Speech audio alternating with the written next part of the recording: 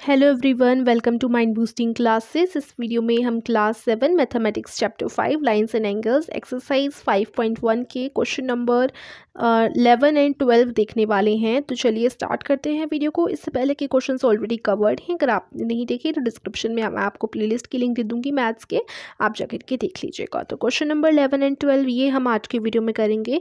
तो question number 11 में है कि आपको एक फिगर दे रखा है, इसमें आपसे पूछा है कि क्या एंगल 1 एंगल 2 के एडजेसेंट है। इसके रीजंस भी आपको देने हैं।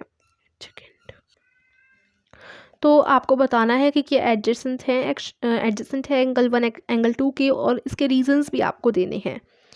तो क्वेश्चन नंबर 11 देखते हैं हम।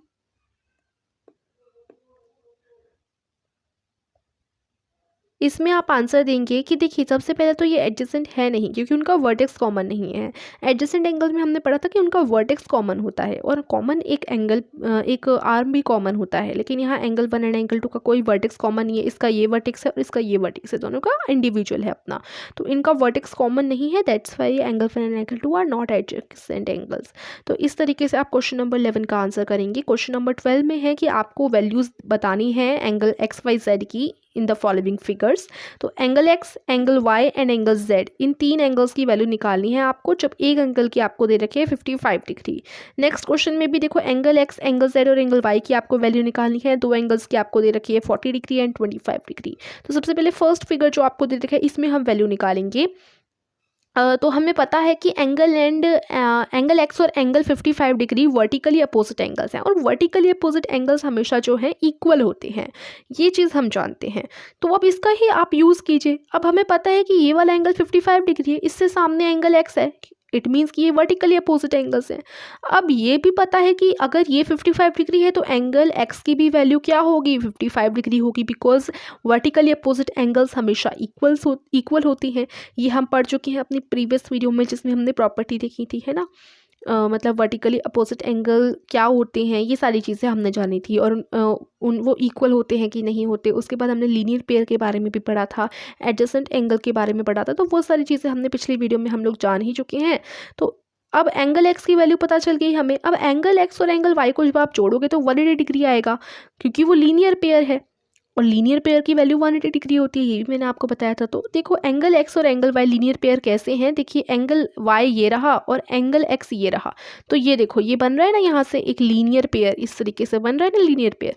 तो ये लीनियर पेयर है। तो अगर वाई और एक्स को आप जोड़ोगे तो इनकी वैल्यू क्या आनी चाहिए, 180 डिग्री आनी चाहिए। अब हमें एक्स की वैल्यू तो पता ही है 55 डिग्री, तो अब 55 डिग्री में ऐसा क्या जोड़ें कि हमें, ऐसा मतलब क्या जोड़ना है हमें कि 180 डिग्री वैल्यू आ जाए।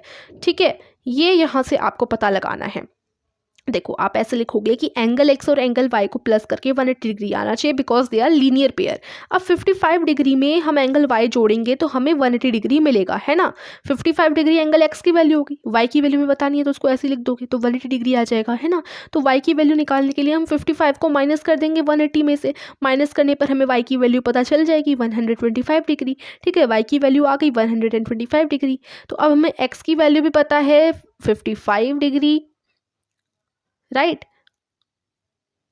तो x की वैल्यू 55 डिग्री, y की वैल्यू क्या हो गई, y की वैल्यू हो गई हमारी 125 डिग्री। ठीक है, अब यहाँ थोड़ा और आप देखिए कि y और एंगल y और एंगल z ये क्या है, ये भी वर्टिकली अपोजिट एंगल्स हैं, ये भी क्या है, वर्टिकली अपोजिट एंगल्स हैं। तो अगर y 125 है तो z की वैल्यू भी 125 होनी चाहिए, बिकॉज वो तो इक्वल होते हैं। तो अब यहाँ से आप करेंगे कि angle y is equal to angle z, because ये वर्टिकली अपोजिट एंगल है। तो एंगल z की भी वैल्यू क्या आ गई, यहाँ से 125 डिग्री आ गई। अब इधर इस वाले क्वेश्चन में देखो, इस वाले क्वेश्चन में हमें जो है दे रखा है, इस तरीके से दे रखा है। तो सबसे पहले हम यहाँ से किसकी वैल्यू निकालें, कैसे निकालें, ये थोड़ा हमें सोचना पड़ेगा। तो यहाँ कोई लीनियर पेयर बन रहा है क्या, ये आप देखोगे। तो देखो, ये ऐसे बन रहा है लीनियर पेयर, ये एक ऐसे लीनियर पेयर बन रहा है। तो आप सबसे पहले क्या लिख सकते हैं, देखो कि सबसे पहले एंगल z की वैल्यू पता चल जाएगी 40 डिग्री वर्टिकली अपोजिट एंगल से।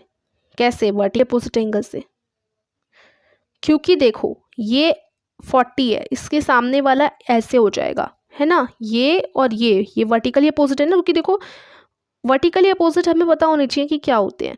ये देखो ऐसे कट कर रहे हैं, एक लाइन क्रॉस कर रही है ना, ये देखो इंटरसेक्ट कर रहे हैं दोनों स्ट्रेट लाइन। तो 40 और z ये वर्टिकली अपोजिट है, और x और y ये भी वर्टिकली अपोजिट है। तो 40 डिग्री से हमें z की वैल्यू पता चल गई, क्योंकि वर्टिकली अपोजिट है तो z की वैल्यू भी हमारी 40 डिग्री हो जाएगी। तो z की वैल्यू पता चल गई। चलो z की वैल्यू पता चल गई, अब आगे हम क्या करेंगे, अब एंगल y और एंगल z को जोड़ोगे तो 180 आएगा, क्योंकि वो लीनियर पेयर हैं। कैसे हैं लीनियर पेयर, देखो एंगल z और एंगल y लीनियर पेयर कैसे हैं, देखो ये आपका एंगल z हो गया और एंगल y ये हो गया, एंगल y और एंगल z ये दोनों क्या हो गए, हमारे लीनियर पेयर हो गए। तो अब हमें पता है कि अगर हम y प्लस जेड करेंगे ना तो हमें क्या मिलने वाला है, हमें मिलने वाला है 180 डिग्री, और z की वैल्यू तो हमें ऑलरेडी पता है 40 डिग्री। ठीक है, तो 40 डिग्री में हमें एंगल y जब हम प्लस करेंगे तो हमें 180 डिग्री आएगा, क्योंकि वो है हमारे क्या, लीनियर पेयर। अब 40 डिग्री हम 180 डिग्री में से माइनस कर देते हैं y की वैल्यू निकालने के लिए। 180 डिग्री में से माइनस करेंगे 40 डिग्री, तो हमें y की वैल्यू पता है चल जाने वाली। ठीक है, पता चल जाएगी मतलब। ओके, तो अब यहाँ से देखो हम माइनस करेंगे 180 में से 40 डिग्री, तो 140 आंसर आ गया। तो एंगल y की वैल्यू क्या आ गई, 140 आ गई। अब देखो 40 डिग्री में, अब देखिए 40 degree plus angle x plus 25 degree, 40 degree plus angle x plus 25 degree, ये देखिए यहाँ पर ये एक स्ट्रेट लाइन बन रही है। स्ट्रेट लाइन का मतलब मैंने आपको बताया था 180 डिग्री होता है, 180 डिग्री का एंगल होता है स्ट्रेट लाइन, है ना। तो अब स्ट्रेट लाइन में एक तो 40 डिग्री का एंगल है, एक 25 डिग्री का एंगल है, तो अब बीच वाला तो ऑटोमेटिकली निकल जाएगा। हमें पता है तीनों का प्लस करके हमारा 180 डिग्री ही आने वाला है।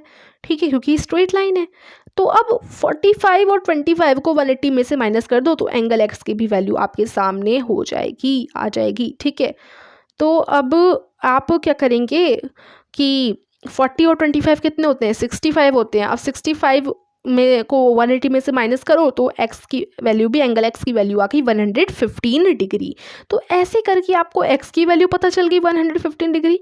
हम y की वैल्यू निकाल चुके हैं लीनियर पेयर से। ठीक है, और z की वैल्यू तो हमें वर्टिकली अपोजिट एंगल से पता चली गई थी। तो देखो इस तरीके से आप कर दोगे ये वाला क्वेश्चन।